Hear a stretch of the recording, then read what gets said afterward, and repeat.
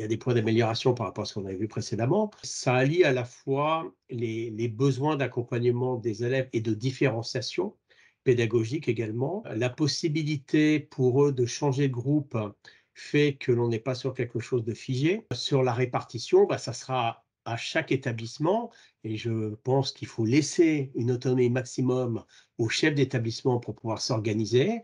Maintenant, la question reste toujours la même. Comment va pouvoir se passer la mise en œuvre de cette mesure dans les établissements?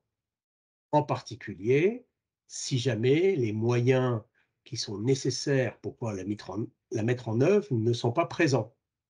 Et ça reste toujours le point d'interrogation numéro un. Il faut utiliser la liberté pédagogique et la liberté organisationnelle dont on dispose dans l'enseignement catholique pour faire au mieux dans l'intérêt des élèves. Et si ça se fait un peu différemment de la manière dont c'est organisé par le ministère, tant que c'est pour le bénéfice des élèves, pourquoi pas? Moi, ce qui me semble important, c'est qu'on puisse continuer à accompagner chaque jeune au plus proche de ses besoins. Que ça soit pas le groupe de niveau, que ça soit pas que ça s'appelle groupe de besoins, que ça s'appelle remédiation, c'est pas très grave, la terminologie. Je pense qu'il faut vraiment à faire en sorte qu'on puisse accompagner chaque jeune dans ses apprentissages, surtout ceux qui sont le plus en difficulté.